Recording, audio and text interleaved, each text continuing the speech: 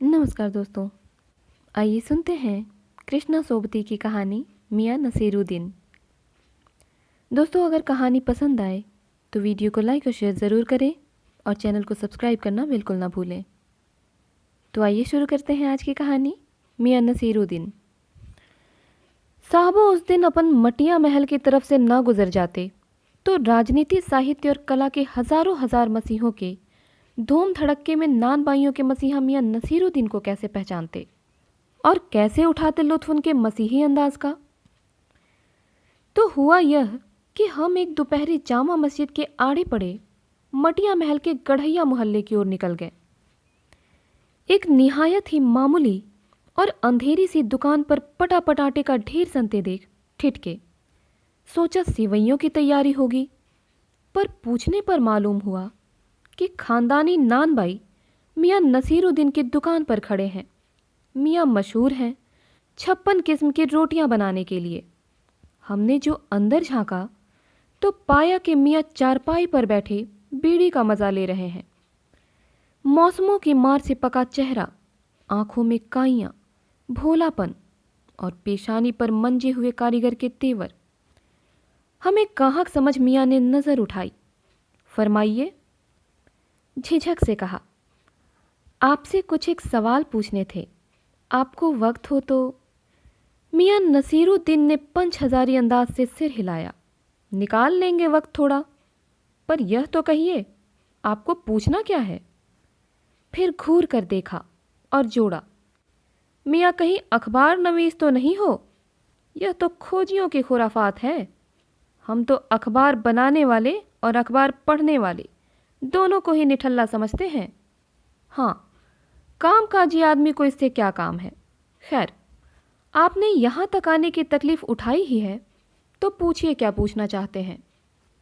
पूछना यह था कि किस्म किस्म की रोटी पकाने का इल्म आपने कहाँ से हासिल किया। मियाँ नसीरुद्दीन ने आंखों के कंचे हम पर फेर दिए, फिर तरीर कर बोले, क्या मतलब? पूछिए साहब, नानबाई इल्म लेने कहीं और जाएगा क्या? नगीना साज के पास? क्या आईना साज के पास? क्या मीना साज के पास? यह रफूगर रंगरेज या तेली तंबोली से सीखने जाएगा? क्या फरमा दिया साहब, यह तो हमारा खानदानी पेशा ठहरा। हाँ, इल्म के बाद पूछिए तो जो कुछ भी सीखा अपने वालिद उस्ताद से ही। मतलब यह कि हम घर से ना निकले कि कोई पेशा अख्तियार करेंगे। जो बाप दादे का हुनर था वही उनसे पाया, और वालिद मरहूम के उठ जाने पर आ बैठे उन्हीं के ठिये पर। आपके वालिद? मियाँ नसीरुद्दीन की आंखें लम्हा भर को किसी भट्ठी में गुम हो गई। लगा गहरी सोच में है। फिर सिर हिलाया। क्या आंखों के आगे चेहरा जिंदा हो गया? हाँ, हमारे वालिद साहब मशहूर थे मियाँ बरकत शाही नानबाई गढ़ैया वाले के नाम से, और उनके वालिद यानी कि हमारे ददा साहिब थे आला नानबाई मियाँ कल्लन। आपको इन दोनों में से किसी की भी कोई नसीहत याद हो? नसीहत काहे की मियाँ, काम करने से आता है, नसीहतों से नहीं। हाँ, बजा फरमाया है, पर यह तो बताइए ही बताइए कि जब आप इस काम पर लगे तो वालिद साहब ने सीख के तौर पर कुछ तो कहा होगा। नसीरुद्दीन साहब ने जल्दी जल्दी 2-3 कश खींचे, फिर गला साफ किया और बड़े अंदाज से बोले, अगर आपको कुछ कहलवाना ही है तो बताए दिए देते हैं। आप जानो, जब बच्चा उस्ताद के यहाँ पढ़ने बैठता है तो उस्ताद कहता है कह अलिफ, बच्चा कहता है अलिफ। कह बे, बच्चा कहता है बे। कह जिम, बच्चा कहता है जिम। इस बीच उस्ताद जोर का एक हाथ सिर पर धरता है और शागिर्द चुपचाप परवान करता है। समझे साहिब? एक तो पढ़ाई ऐसी, और दूसरी बात बीच में ही छोड़ सामने से गुजरते मीर साहिब को आवाज़ दे डाली, कहो भाई मीर साहिब, सुबह ना आना हुआ? पर क्यों? मीर साहिब ने सिर हिलाया। मियाँ अभी लौट के आते हैं तो बतावेंगे। आप दूसरी पढ़ाई की बाबत कुछ कह रहे थे ना? इस बार मियाँ नसीरुद्दीन ने यूं सिर हिलाया कि सुकरात हो।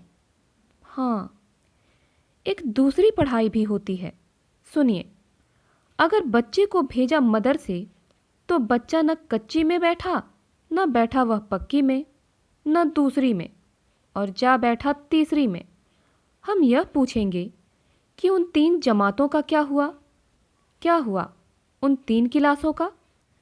अपना ख्याल था कि मियाँ नसीरुद्दीन नानबाई अपनी बात का निचोड़ भी निकालेंगे, पर वह हम ही पर दागते रहे। आप ही बताइए, उन 2-3 जमातों का हुआ क्या? यह बात मेरी समझ के तो बाहर है। इस बार शाही नानबाई मियाँ कल्लन के पोते अपने बचे खुचे दांतों से खिलखिला के हंस दिए। क्या मेरा मतलब साफ ना था? लो साहिबों, अभी साफ हुआ जाता है। जरा सी देर को मान लीजिए हम बर्तन धोना ना सीखते, हम भट्ठी बनाना ना सीखते, भट्ठी को आंच देना ना सीखते, तो क्या हम सीधे सीधे नानबाई का हुनर सीख जाते? मियाँ नसीरुद्दीन हमारी ओर कुछ ऐसे देखा किए कि उन्हें हमसे जवाब पाना हो। फिर बड़े ही मंजे अंदाज में कहा, कहने का मतलब यह साहिब कि तालीम की तालीम भी बड़ी चीज़ होती है। सिर हिलाया। है साहिब, माना। मियाँ नसीरुद्दीन जोश में आ गए। हमने खोमचा ना लगाया होता तो आज क्या यहाँ बैठे होते? मियाँ को खोमचे वाले दिनों में भटकते देख हमने बात का रुख मोड़ा। आपने खानदानी नानबाई होने का जिक्र किया, क्या यहाँ और भी नानबाई हैं? मियाँ ने घूरा। बहुतेरे, पर खानदानी नहीं। सुनिए, दिमाग में चक्कर काट गई है एक बात। हमारे बुजुर्गों से बादशाह सलामत ने यूं कहा, मियाँ नानबाई, कोई नई चीज़ खिला सकते हो? हुक्म कीजिए जहाँ पनाह। बादशाह सलामत ने फरमाया, कोई ऐसी चीज़ बनाओ जो न आग से पके न पानी से बने। क्या उनसे बनी ऐसी चीज़? क्यों ना बनती साहिब? बनी, और बादशाह सलामत ने खूब खाई और खूब सराही। लगा हमारा आना कुछ रंग लाना ही चाहता है। बेसब्री से पूछा, वह पकवान क्या था? कोई खास चीज़ ही होगी। मियाँ कुछ देर सोच में खोए रहे। सोचा, पकवान पर रोशनी डालने को ही है कि मियाँ नसीरुद्दीन साहिब बड़ी रुखाई से बोले, यह हम ना बतावेंगे। बस आप इतना समझ लीजिए कि एक कहावत है ना कि खानदानी नानबाई कुएं में भी रोटी पका सकता है। कहावत जब भी गढ़ी गई हो, हमारे बुजुर्गों के कर्तव्य पर ही पूरी उतरती है। मज़ा लेने के लिए टोका, कहावत यह सच्ची भी है कि? मियाँ ने तरेरा, और क्या झूठी है? आप ही बताइए, रोटी पकाने में झूठ का क्या काम? झूठ से रोटी पकेगी? क्या पकती देखी है कभी? रोटी पकती है जनाब आँच से, समझे? सिर हिलाना पड़ा। ठीक फरमाते हैं। इसी बीच मियाँ ने किसी और को पुकार लिया, मियाँ रहमत, इस वक्त किधर को? अरे वह लौंडिया ना आई रुमाली लेने, शाम को मंगवा लीजो। मियाँ एक बात और बताने की आपको जहमत उठानी पड़ेगी। मियाँ ने एक और बीड़ी सुलगा ली थी, सो कुछ फुर्ती पा गए थे।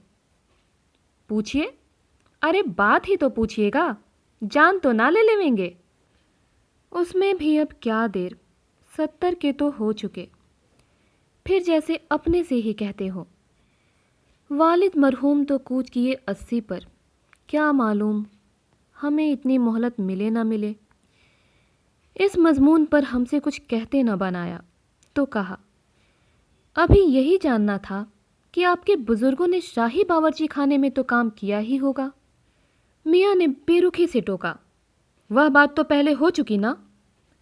हो तो चुकी साहब, पर जानना यह था कि दिल्ली के किस बादशाह के यहाँ आपके बुजुर्ग काम किया करते थे।